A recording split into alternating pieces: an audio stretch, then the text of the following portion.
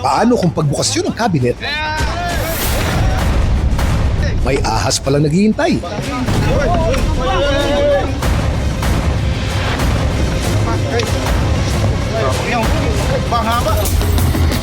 Ang mga lalaki sa video, mga eksperto na raw sa paghuli ng mga ahas. Marami-rami na raw silang karanasan sa ganitong larangan.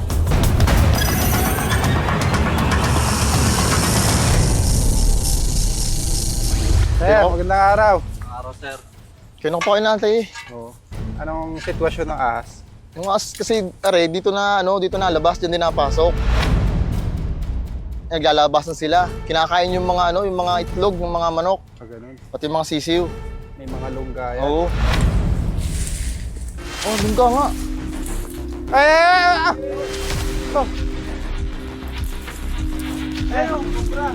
Ay, nakawala!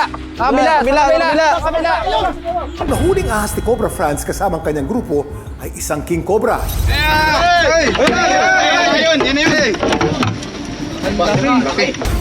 Nakilala namin ang video uploader na si alias Cobra Franz. Bali po, nakita po nila yung shed ng ahas at na-report po sa amin. Matakot po sila at nagulat kasi napakahaba po nung King Cobra.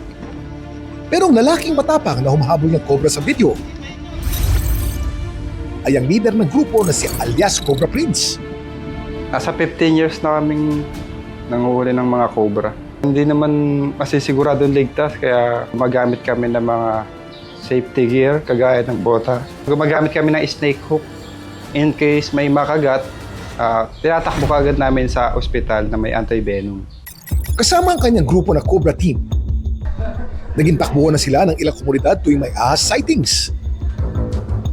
Bukod sa nailalayo nila sa panganib ang mga lokal, hangad din nila ang kaligtasan ng mga ahas na nire-relocate nila sa ibang gubat na malayo sa mga tao.